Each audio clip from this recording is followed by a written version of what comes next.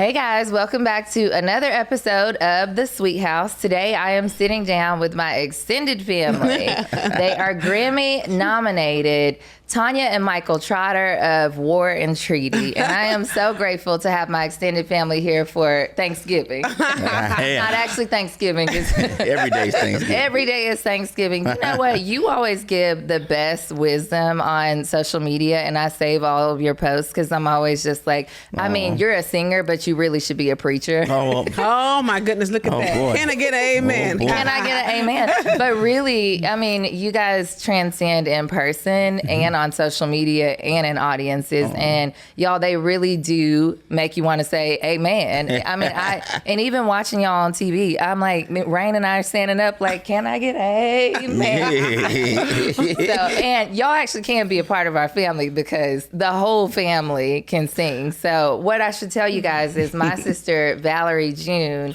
is also really good friends with Tanya and Michael. And they are just like, they are our extended family. Yes. Really. Yes. So I could talk for hours and hours, even days, about Valerie June. Yes. Yeah. Like, and what she means to us. And I have a very interesting story for you. Tell if you us. want it. So our very first Americana Fest was in 2017. And we were here by accident, technically.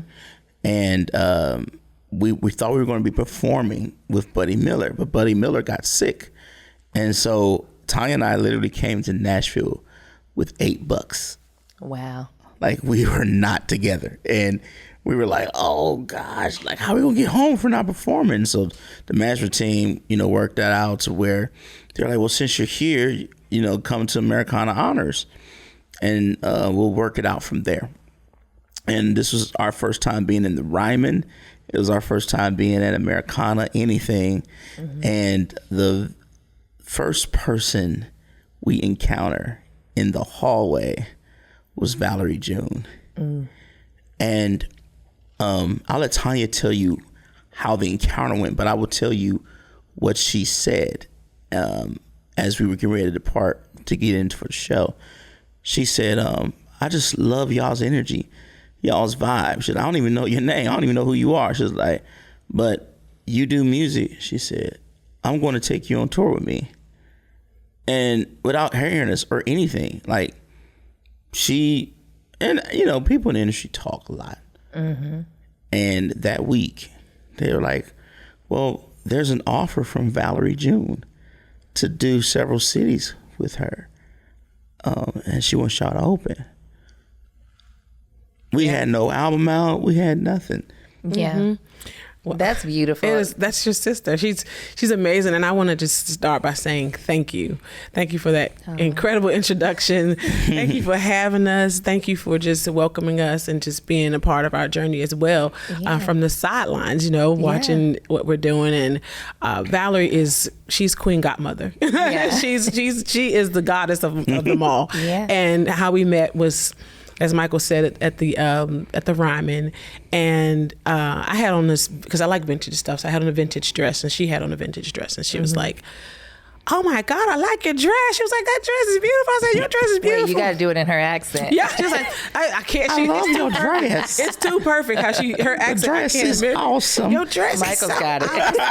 And I was like, thank you so much. And we just started laughing, and she was like, what do y'all do? And asked us our names, and she was just so into us, Yeah. and extended herself, as a friend, and said, I won't forget about y'all. Yeah. And she didn't, Yeah. And we made a pact. She said, and don't you forget about me. That's and right. She, aside from just her being super intelligent, super earthy, super like, she is a walking fantasy. Yeah.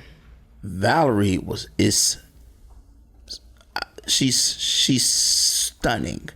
Yeah. Like, you can't. I had to stop looking at her. I'm just getting measured. Like, oh my God, there's something coming off of her. Like, she just has it. And when you see her perform, she'll close her eyes sometimes, and then Just start loosening and getting into it, and don't let those dreads fly around, because it's a wrap, you know. But I've watched her transform a room on tour, on this particular tour, in a way I had never seen before. You know, she's a very unique artist. Yeah. She has a very unique just soul.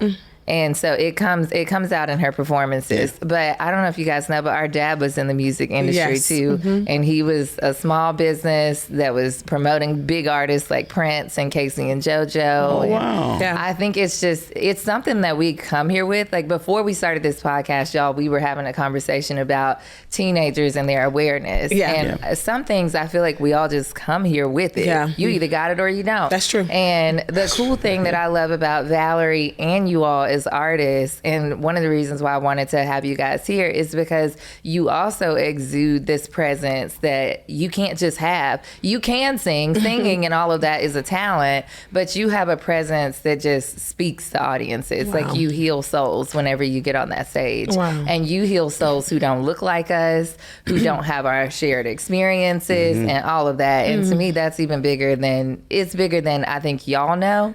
So I always give everybody their flowers when they come to the Sweet House. And I'm going to give you your flowers because not only are you making waves for like everybody in the audience, but there's a whole generation of people coming behind y'all too. Y'all are it. Oh, thank you. And your name, the Sweet House, it fits you perfect. It's so perfect. You know, it's so great. Who knew I was going to meet Mr. Sweet in college?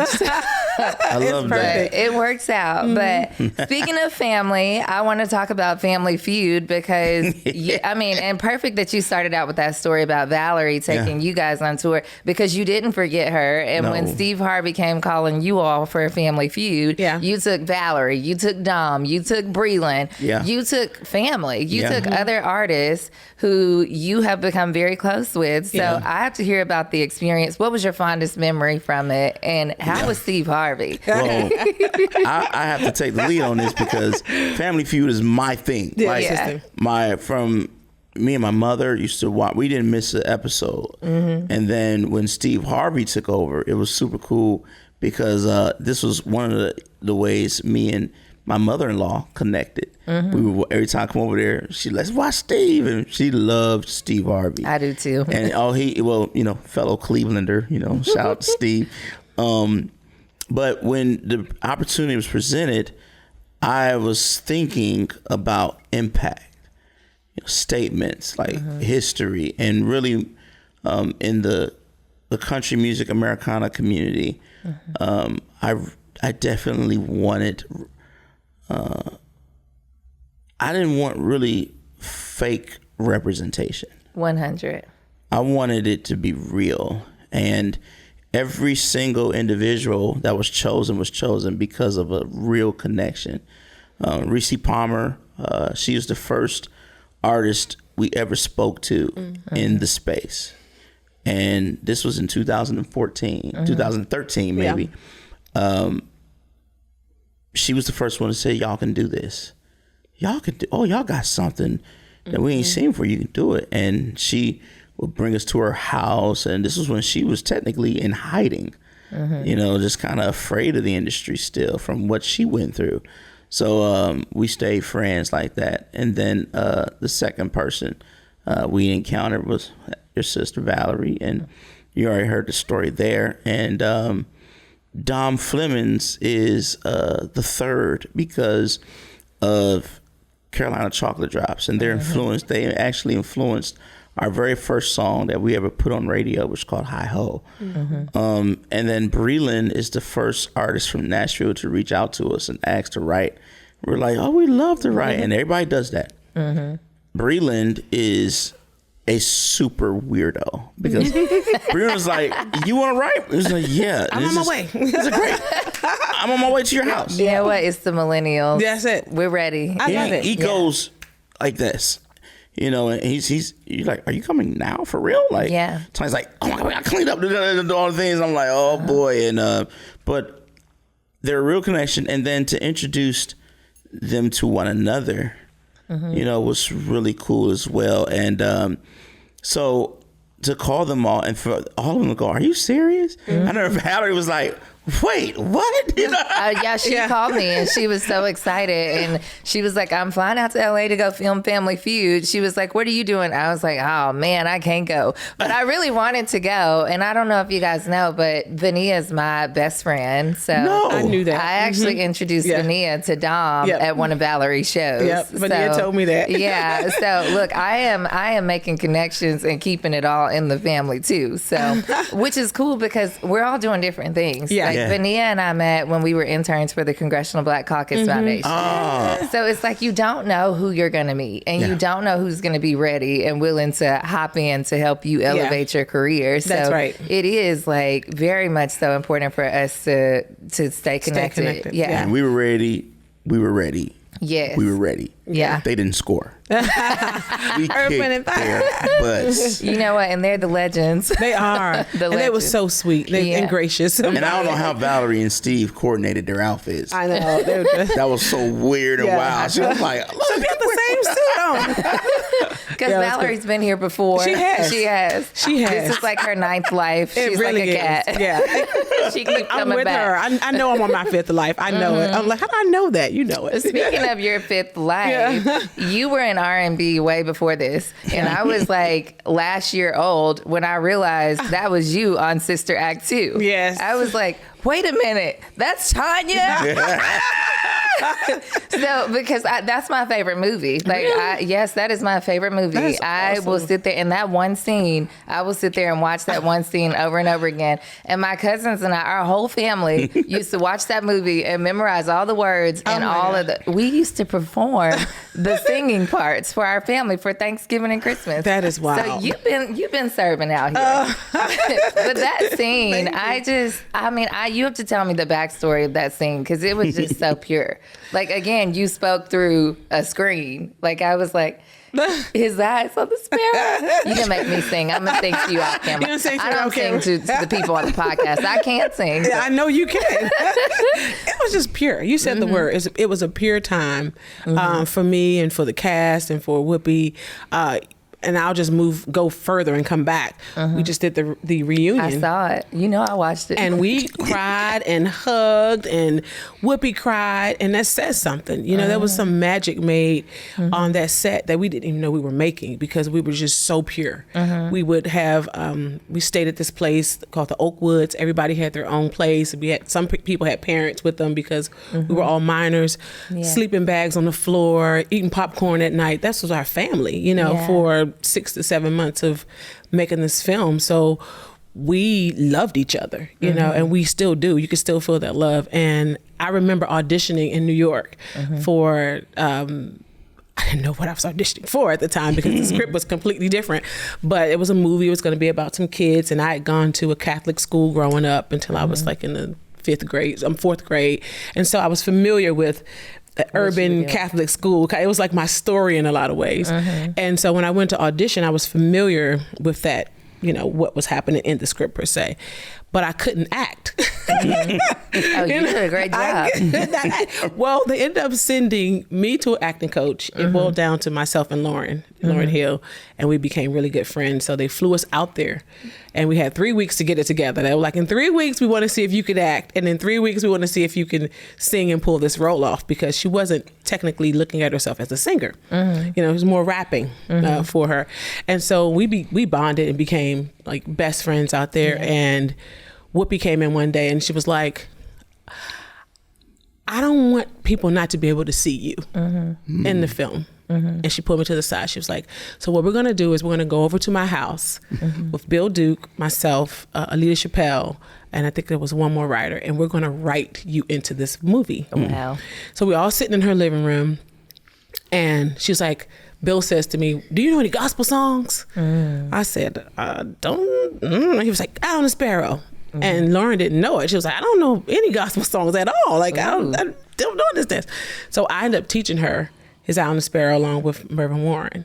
And they literally wrote that script right in Whoopi, wrote those little bit of lines right in the movie. And Whoopi said, well, they're just going to get a little piece of you now, but years and years to come, at least they'll be able to go back and hear your voice in that. Absolutely. And she made sure that every part of the movie I had a part in. Like, but that was like one of the best parts of the movie. That's Whoopi Goldberg. That's just. It was one of the best parts of the movie. I mean, thank you. I'm going back to watch it when I leave from here.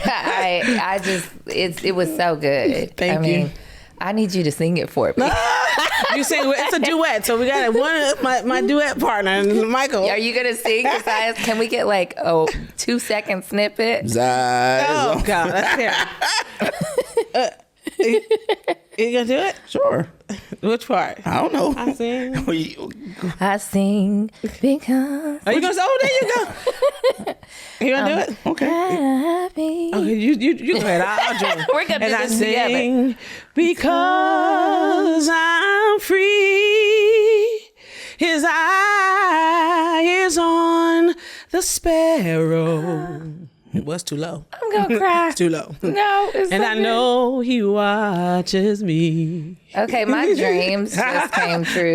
You didn't through my sing along with me podcast. now. Okay, I'm gonna sing along with you after this. But my dreams, I'm coming on stage with you, what you don't know. Let's do it. Look, Valerie she used to take all of us on the stage. So she played Memphis in May one year, and Patrick and Jason and Kayla and we all sang backup for her. So that's so cool. so we will get on stage with her. Jason does a lot. So yeah, it's a family affair always. It's not a family feud, it's a family affair. Right. Period. Fair. Yeah. But I just want to see more of it in this industry because we don't see a lot of it in this industry. And so, I mean, even in the influencer industry, it's me. It's a few others. And so it's the same thing. Vania and I were just having this conversation in New York.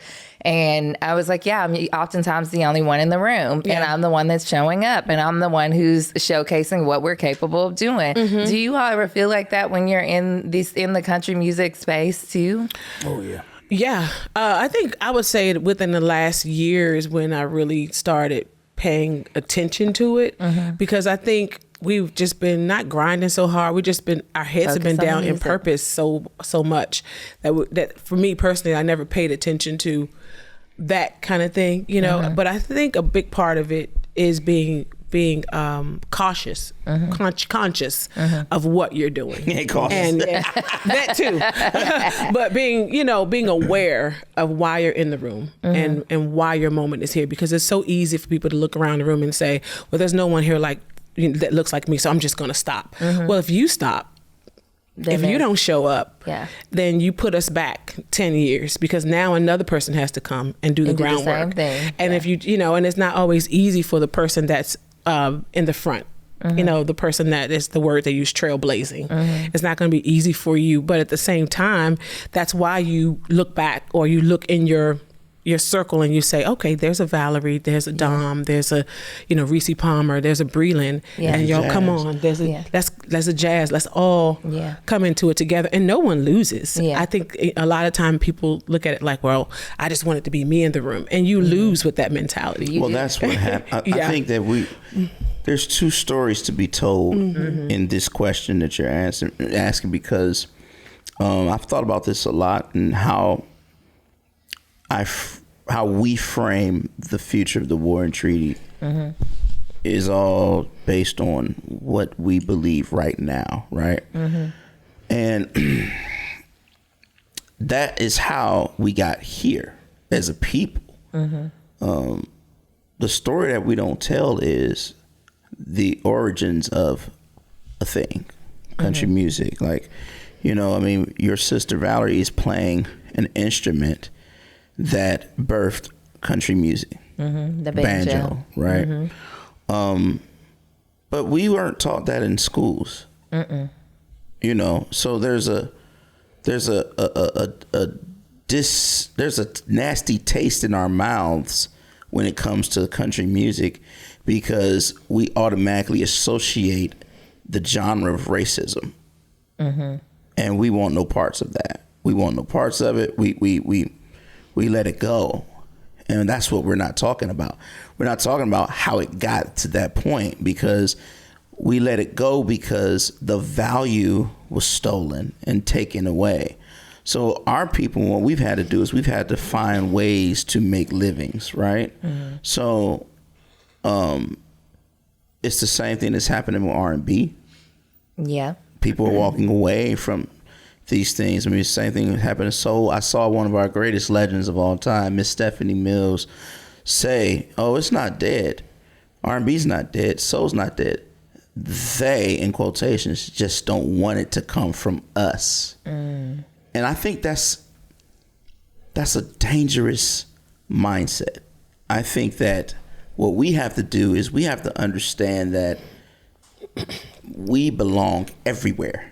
Yeah. We belong in everything, and it's not like I'm stepping into this. This is more like a return. I'm returning back to something I That's should have just never in you. left in Yeah. the first place. Yeah. So that's one story told. The second story told is, okay, but there were people who never wanted you to leave, who did not look like you, who said, they came from London, they came from Australia, Switzerland, just to study what you were doing. And you allowed some big corporation to tell you there's no more value in it for you. So we have gone to great lengths to monetize something that we really don't believe in.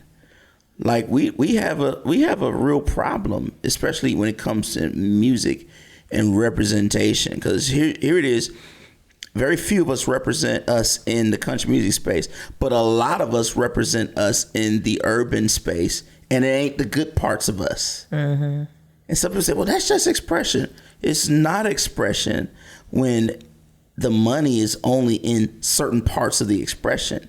It's dictatorship. I'm dictating what your community is valuable for.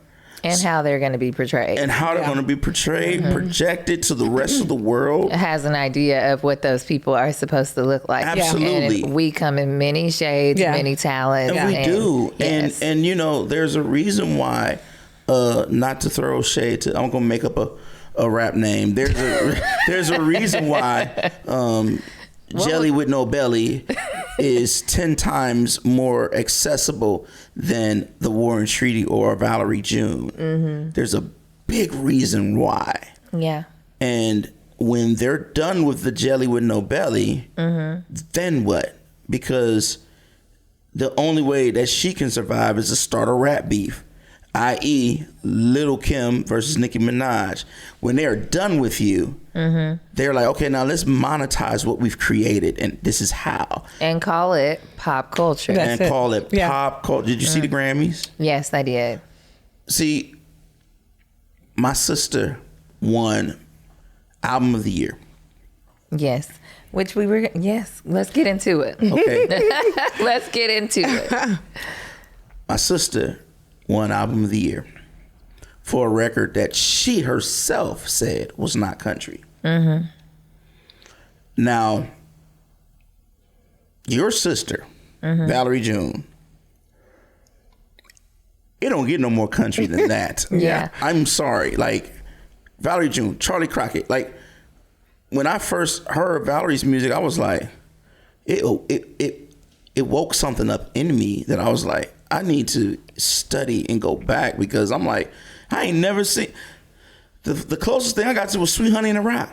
Yeah. Like, what if Valerie was dropped back then into that sphere? She would be Nina Simone. She would be everything. Now, B said, I'm doing this because of what happened to me in 2016. And what happened is, in 2016, there were videos surfacing of Beyonce performing with Dixie Chicks, and people in the CMA audience was saying, listen to the loudmouth nigger.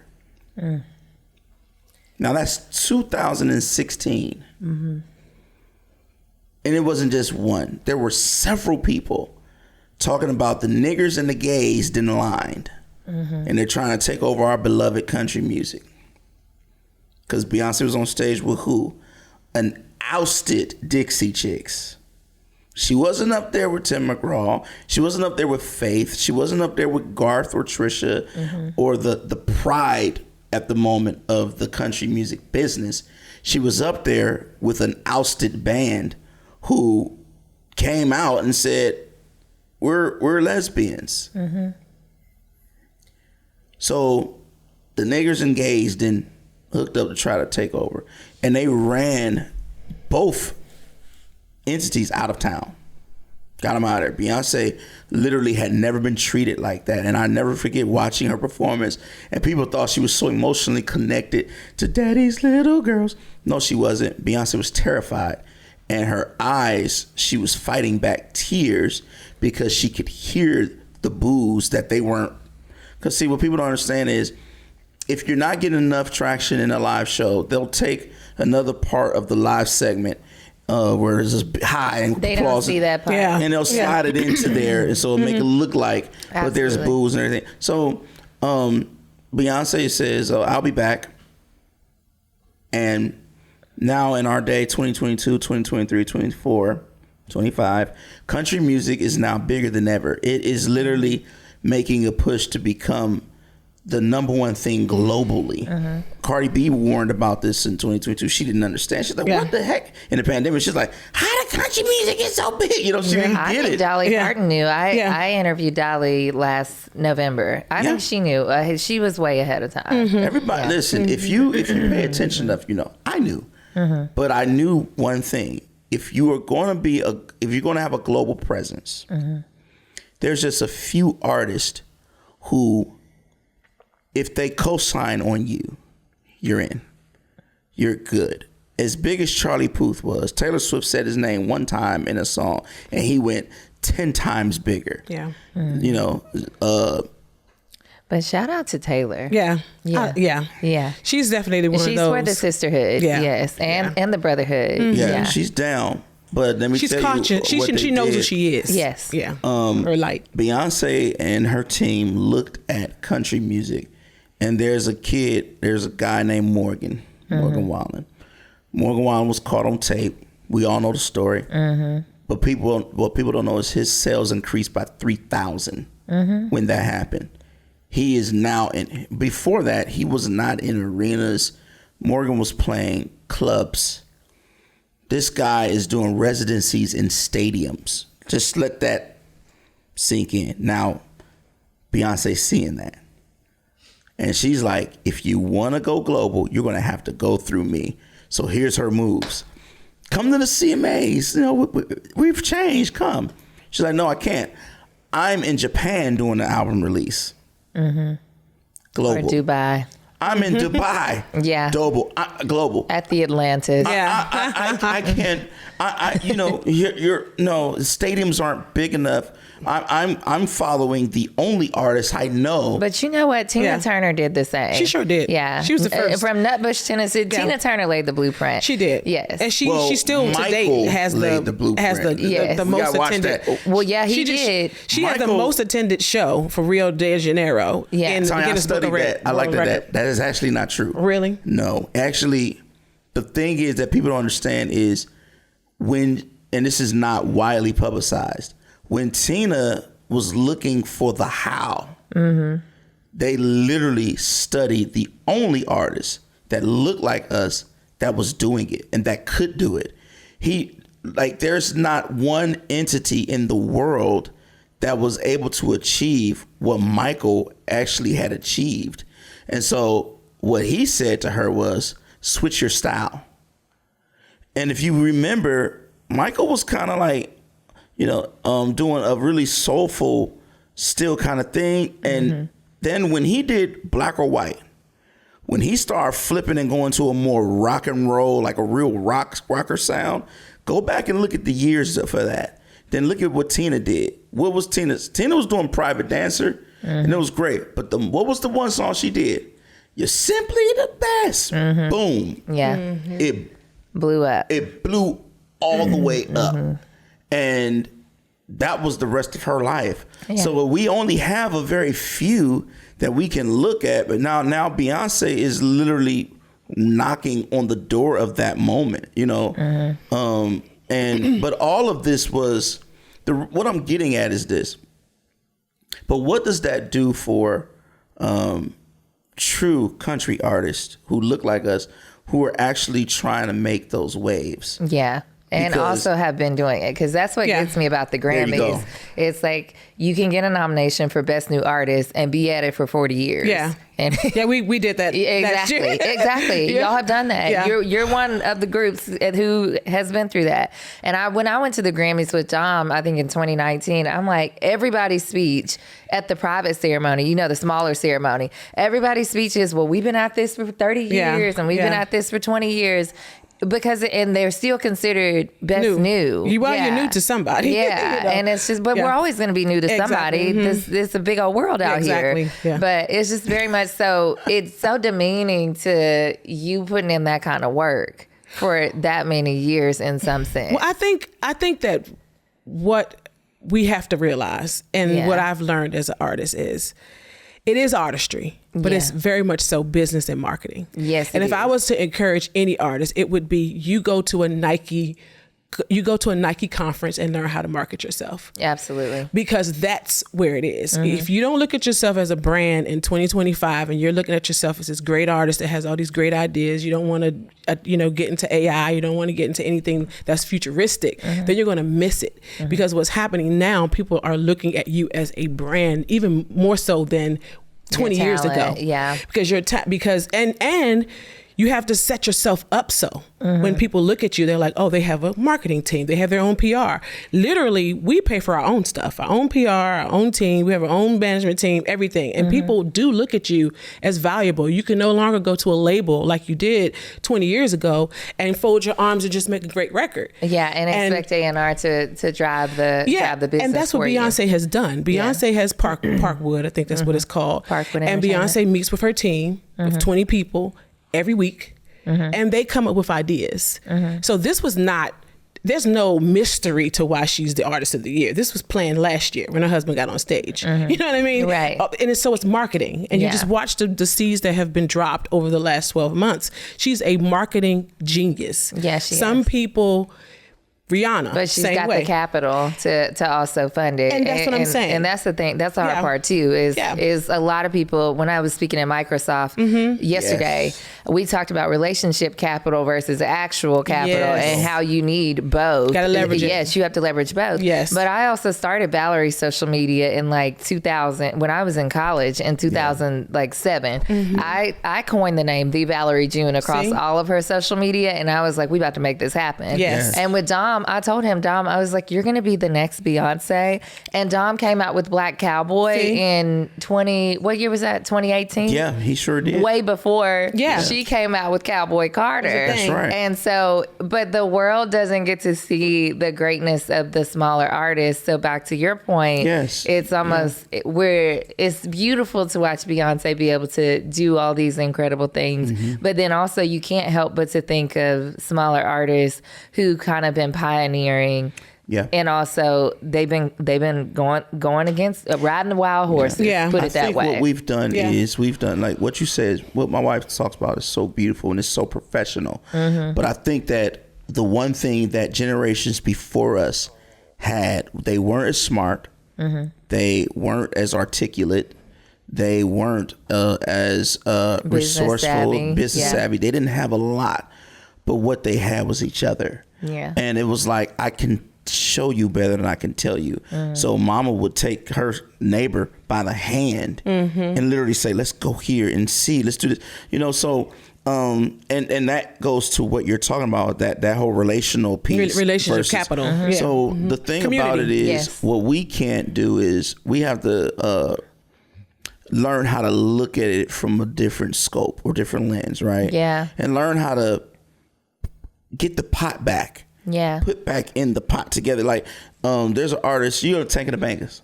Yeah. So Terrion, so she said a statement to me that I will never forget. Tanya asked a question, what do you think happened to us? And she said, people at the table was saying really intelligent things. And her New Orleans self, she was like, we don't impress each other no more. We don't impress each other no more. And the way she said it was, I'm talking to you. Like I'm not trying to be correct. I'm not trying to look smart, sound smart, none of this. I just want to talk to my bro. and tell them what I think, you know. And so it would be my prayer, and I'll put it out there in the universe, is that when she announces the second wave of her tour, is that she will announce that her opening acts would be Tana Riddell, Brittany Spencer, Raina, and Tiara. I think that would be great. I think that would be a beautiful thing for her to look in the community. I mean, they were on her album. For her to look in the community and not just let them open, but spend some time with them. Tell them your stories. Share some of your experiences.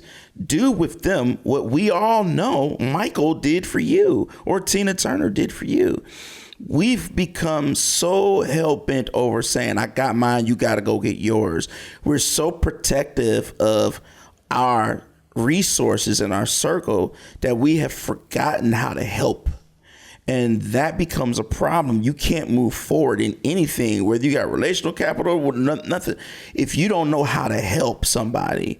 And if you're not willing to put yourself back on the line again, extinction is next. That's the truth. That's how it all boils down to. And you have to be wise. Everyone knows that. I got to be wise with the who. But the truth is, you know who. You know who needs you. You know who needs the help. And I just feel that we're in a very pivotal moment right now. It's not even just about music. In everything, we've got to get back to this for real. Yeah. We're definitely in a new climate, and I think we are all feeling it. Yeah. Everybody. I mean, everybody. I don't care what you believe. Everybody's feeling the ramifications of our new climate. So. And I think people are hearing, they're not listening. Yeah. You know, everybody's talking. Nobody's listening. Yeah. And I think that's what really has happened to our community. When you give everybody a voice, it's hard to hear. Well, that's where social media got tricky. Yeah. And that's where it's like, so you're talking about how artists now have to build a brand too. Well, everybody does. Like, if you're a realtor, you also have to be an influencer. Yeah. Yes. If you got a coffee shop, you better figure out how to influence some kind of way. And it's the fabric of America. You think about, my mother was an immigrant. Yeah. All the immigrants come here, and how they become millionaires is they start businesses. Yeah. It's one of the only countries in the world where you can come to. I think we probably have one of the only entrepreneurship schools here, Babson College, you know, in Massachusetts. That's strictly for entrepreneurship. They may have more, but it's the only place you can come and start a business and change the entire trajectory of your life. So, of your lineage. Of your lineage. So isn't that what it's about? I like that. It's about that, and it's a lot going on, but it's a great time too at the same token. Yeah. I mean, small businesses can flourish in this market if you're thinking that way. 100%, but people have to get in that mindset. Yeah, exactly. So when I was speaking at Microsoft, one of the he was like a AI COO. He told the audience, he said, if y'all don't start using AI, you're going to be disenfranchised. And he said, period. You need to start using it. You need to figure out a way to elevate your businesses using AI. Time savers, like all kinds of stuff. Start asking ChatGPT. He told the audience that he was no longer reading books because he can ask AI. He was like, I can get what I need in a matter of seconds versus me trying to spend 4 years in college trying to figure out how to do this. And technology's moving too fast like now. My son is 13 years old. Yeah. I wanted to choke him out so bad a couple of nights ago because we had this conversation. And I'm like, son, you need to start reading. And, I was like, look, I'm going to show you about the encyclopedias, all the things I had to do. Yeah. That I hated to do. Exactly. Encyclopedias. First of all, I don't know. The people who are watching, can you show them like what the size of it? They were like this big. Huge. Oh my word. So huge. And they came in like multiple books. Yes. Yeah. Do you remember we had that? We had the almanacs. I mean, like, it was so much stuff. And then I told him, I was like, son, we had to go to the library. Yes. Community library. Yes. And you a library card. Yes. A library card. And don't lose it. You're right. Because you can't use it. And so I'm like, so I need to teach her. He was like, why? He was like, Dad, I'm not going to learn it. I don't want to learn it. He was like, when I got this. And he holds up his phone. And I was like, Dad ain't going to do nothing. He was like, okay. He's like, ask me an impossible question. Impossible. And I give him a math equation. He was like, I don't have to know how to do it. He's like, hey, what is this? And he speaks into his phone. And his phone, he has it rigged to where it will show him and not tell him. Yeah. So he can make it like he's doing it. And it was, I was like, what Not just that, he has his room rigged like that too. I'm upstairs. I'm like, Legend, why is the light on? And I just figured out the other day he has the downstairs all rigged. Oh. So I'm like, what are you doing? I told you he comes upstairs to get snacks. I'm like, you're leaving all these lights on, you'll run up the bill. He's like, Mom, not running up the bill. Blah, blah, blah, blah. All the lights go off. Oh, so he's got you all living in his virtual reality. I'm like, this is my basement. I don't want to live in your rave. Yeah. His world. He's like, this is my world. Yeah. But you know the one thing I'm excited about though, that, give me your hand. This will never change. It won't. It won't. The human touch is never going to change. No. And even if we have AI, even if we have all this It can't stuff, take over. when Can't do you what take we do. somebody to a live show and they feel it, I don't care how much technology they have in their brain. There's something that happens here with the blood that's flowing Which is through what I was saying about y'all in the beginning. Yes. There's something about the human touch. I love hearing that. It sounds good.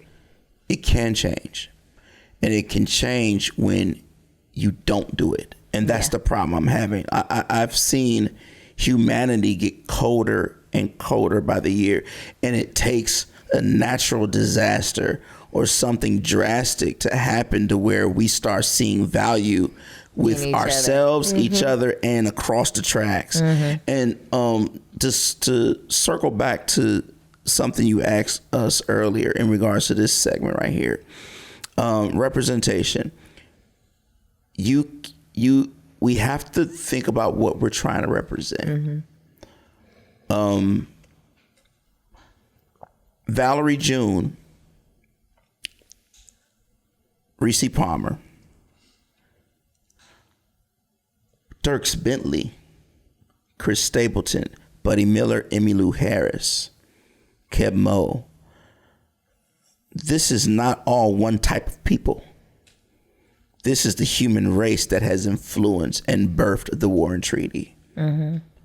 I cannot, with all my knowledge and all my love for the human race, stand on a mountain and proclaim that my people look only like this. When I was growing up, my papa was my favorite person to be around. He was Papa. Widely because he always had glazed donuts. I go out to the country in Twinsburg, Ohio, and Papa would go out on the patio, and his sunroom. You know, the country people have sunrooms, and Papa will slide open this box of glazed donuts, 12. I had to have been about 3. And you got to clean off the glaze off your mouth, or your mama gonna get you. And all the things. I went to school in kindergarten when I was 5, and I learned what white people look like. Up until that point, I had no idea. And then the next lesson I learned is what white people did to people that look like me. But I had a problem. It wasn't what they did. My problem was when I went back to my papa's, I looked, you're white. Now I'm conflicted because I'm being taught that they're evil, that this is what's happening. But this is a man I love. I love this man. This man is whiter than the driven snow. Then I learned my papa had a story like the Lovings. He had to escape out of Alabama with his family. He doesn't know, we don't know his other side of the family. We don't know the Moores. More likely, most of them are all dead. When he speaks of the Loving, he's talking about a biracial couple. Yeah. Yes. Yes, just for context for the people listening. That's right. The Lovings. So my Because it was illegal to be in interracial marriages back then. Ohio was the place they would go. And my papa and my Mamie was her name. She was darker than this microphone stand.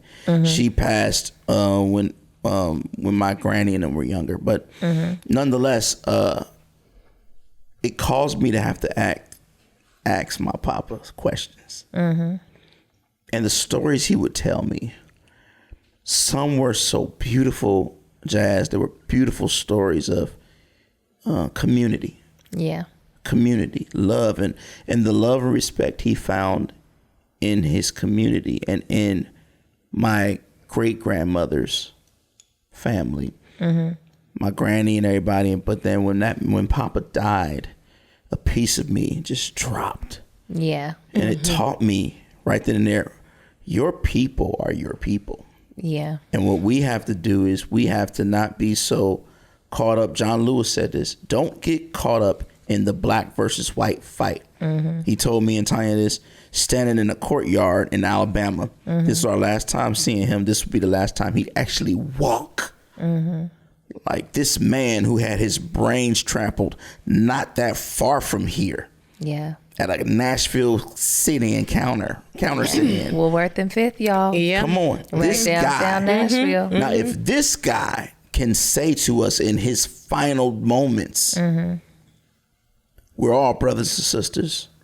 Do not get, I want you to promise me you won't get caught up in that. It becomes a distraction from what you actually are. Well, it is. Because love is the foundation. I don't care how Pollyanna it sounds. Michael says, I'll say it professional, and it's not something that people do. But where there's family and people know how to be family and love, it will always withstand this stuff. Yeah. Through time, through history. We have been through way more as a world, you know what I mean? And as long as love is the foundation and you teach people how to be family, because we've lost how to be family. Yeah. We just have lost it. People don't even, I'm from DC. It's amazing to me to see somebody that looks like me or whatever the case that doesn't speak. Yeah. But it's very common here in the South, you know, here in Nashville. I'm like, wow, I'm in the grocery store. Like, hey, girl. I speak to everybody. You know, and I also teach my 3-year-old daughter to ask everybody, hello, how are you? It's very different. It's very, and you have to not just teach kids, you got to teach adults now. Oh, yeah. How to be family, how to love, how to receive love. People, the minute you do something for people nowadays, it's like, what do you want? Everyone's so trauma filled that they can't receive love. And that's what you're dealing with, landmines of trauma. Well, and I will tell you guys, like, even with me starting this podcast, it's like I've had people say, well, good luck with your little podcast. Or Little podcast. We don't have time. Or just, so I'm just grateful that you all, like, are still willing to share your love and your stories with little old me. But it's not little. So, it's not little. With big old me. It's your time. You know, your energy. Well, big old me. You know, I love that. It's all of that. And we can't look at each other like that. Like when I met Michael, I'd already had a career, and I saw him, and I was like, oh my God, he's amazing. I was smitten by him, not just as a person, but his talent. And I've sat down with some of the best, you know what I mean? Best writers, Diane Warren, prior to him. But when I heard his music, I was like, oh my God. We don't do that anymore. As Tanka Topanga said, we don't look at people and we're like, oh my God, they're amazing. The first thing we do is, oh, her dress is terrible. Oh, she sound a mess. Or how many followers does she have? We don't even look at the talent because we are engineered to be negative. Yeah. We are. Some of us. 90% of us are petty. 90% of people are petty and small. I say there's 10% of people that are good.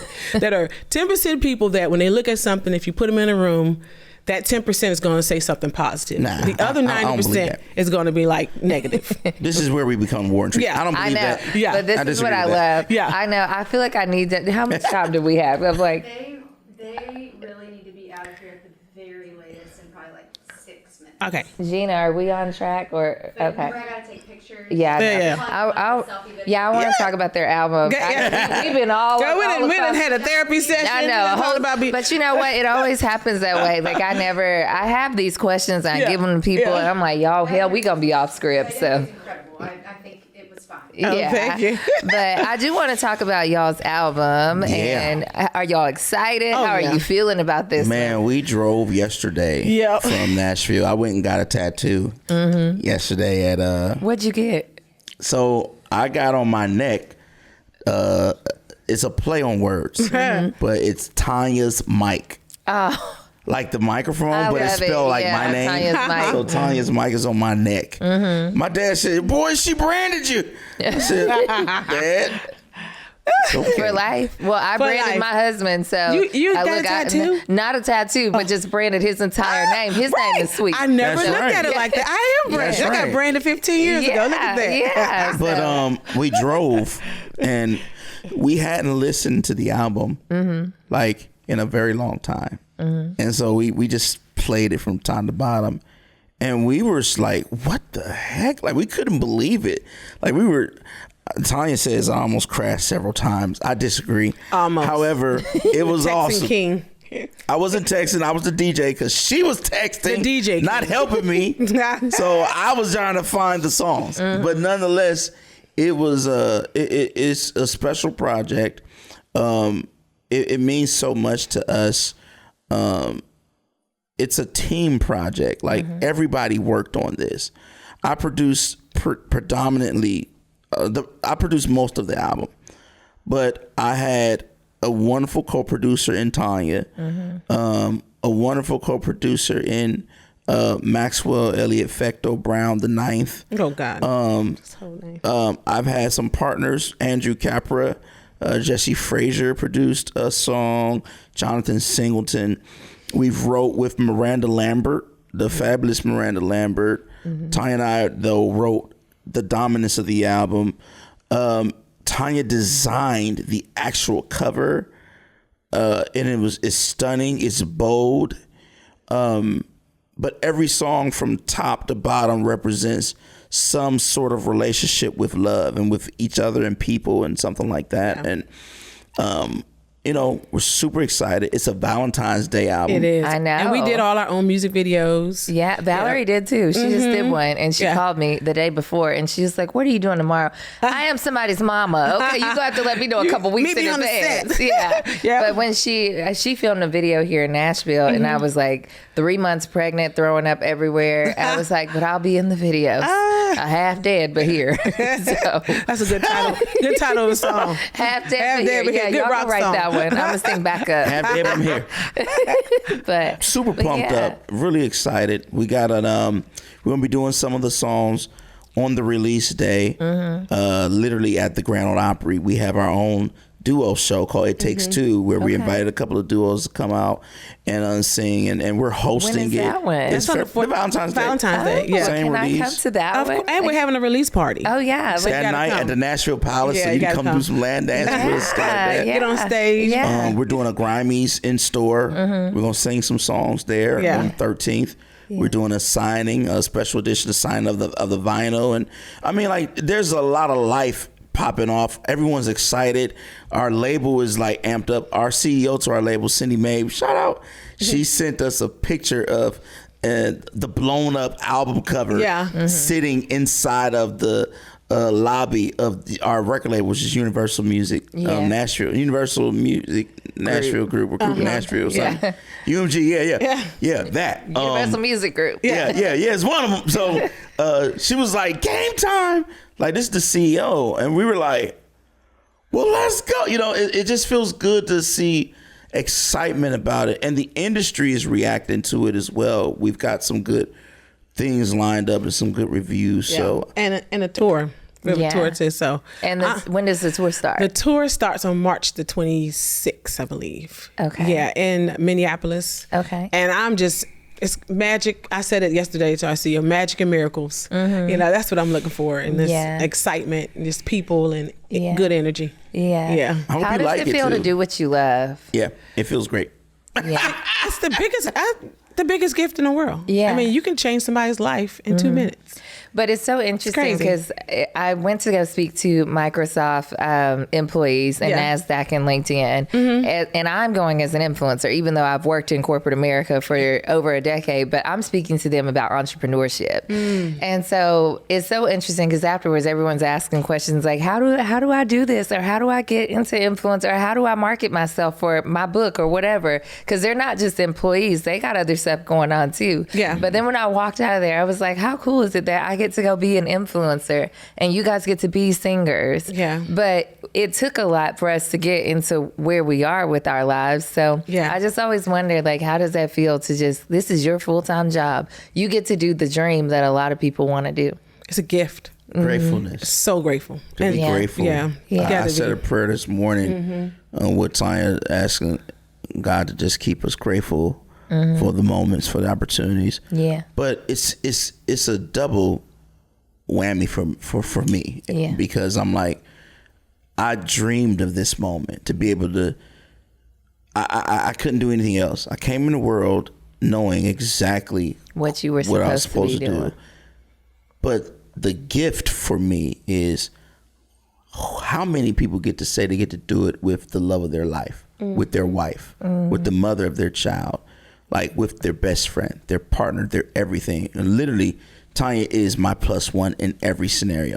I always say it in every interview, but this is how I feel. Like, I get to actually work hand in hand with my healing. Like, I won. Yes, you won. Winner here. Yes. We're done. Shut the game off. No higher award. And, I was listening to your song, I Put Her First. And I'm like, yes. I don't know if that's the title of the song. I can't remember. Can I get an amen? Yeah. Wait a minute. I Put Her First. Yes. And then it's Can I Get an Amen? Yeah. I was listening to it in the car. I'm like, well, how beautiful is that your husband says that about you? And that you all have such a beautiful working relationship that does have war and treaty, because that's marriage. And we said it about each other. Yeah. I think people get offended, especially people that come from different walks of life or different beliefs. They're like, God's first. Well, I look at him first in the morning with my natural eye. Yeah. So in the physical realm, I put him first. So I'm working up And to it humbles you every time. No. Michael, You look at me stop first, this. you're like, oh, okay. That ain't God, but I love him. We're not doing that. I tell them we're not doing that this year. We're not going to be talking about ourselves in a negative light, because you're beautiful. You are beautiful inside and out. And you have to know that about yourself. Both of you are beautiful inside and out. I think that everybody who's watching this interview is going to be extremely blessed, because you all you're doing the Lord's work. So So are you. Look, doing the Lord's work out here, y'all. Yes, ma'am. That's your next song. We out here doing the Lord's work. We really are. But it's just beautiful to watch, beautiful to witness, and I really enjoyed talking to y'all today. I mean, I just got off a plane last night, and you are my first order of business today. So I put y'all first. Before the 3-year-old Looking crying. like your mama. Before the 3-year-old crying. But I'm just grateful again, and I'm excited for 2025, and I will be at one of these shows that Yes, y'all are you will. having. On stage. Yes, I'm going to come on stage. I'm going to sing back up You with owe you. owe me that. If you heard Valentine's Day, bring your husband. Y'all come make a day night of it. It's going to be great. Yeah, I will. I mean, my husband's from Memphis, and they probably cousins. So, because Alex has 900 family members. Before y'all came in, I was telling them that his grandmother's getting ready to turn 110. She's in Olive Branch, Mississippi. Woo. So you guys have to tell her happy birthday. We do better. What's her name? What is her name? Lord? Grandma. Grandma. We call her Grandma. We're going to say grandma. Happy birthday. Wait, it's Grandma Elizabeth. Okay. Grandma Elizabeth. Wait. Okay, wait. Happy birthday to you. Happy birthday to you. Happy birthday, Grandma. I said Queen Elizabeth. Grandma Elizabeth. Right now. We got to get that one. Grandma Elizabeth. Let's do it again. Aaron, are you recording? Grandma Elizabeth. Queen Elizabeth, folks. Elizabeth. Well, she is the queen. She is a queen. Whichever one y'all want to go with. Queen, This is Grandma. the 3-year-old coming out. Here we go. It's Grandma Elizabeth. Grandma. Let the queen go. That's it. She's resting now. She is in her grave. She's no longer with us, but in spirit. Yeah. But this is about Grandma Elizabeth. All right, here we go. Okay. Happy birthday to you. Happy birthday to you. Happy birthday, Grandma Elizabeth. Happy birthday to you. See, I told you I'd join. I heard you. Yes, for the third. Yes. Okay. You too, Y'all Queen go Elizabeth. for the tour now. The I'm queen. going with God save the queen. So you guys, we're going to wrap this up, but I just want to let the people know where they can find you. I mean, Michael's giving wisdom on Instagram. I don't know if y'all are dancing on TikTok or not, because I have a hard time with TikTok. But if y'all dancing on TikTok, let the folks know. No dancing on No TikTok. dancing on TikTok. We're sticking to Instagram. Yeah. They have a website. Go find out all their information. They're going on tour starting in March. The album comes out February 14th. That's right. The Day of Love. They exude love, and I just want you guys to keep up with them because they're going to the moon, and we're going with them. Thank you. Thank you so much. Thank We you, appreciate Jazz. you, Jazz. Wow. Thank you. Yay!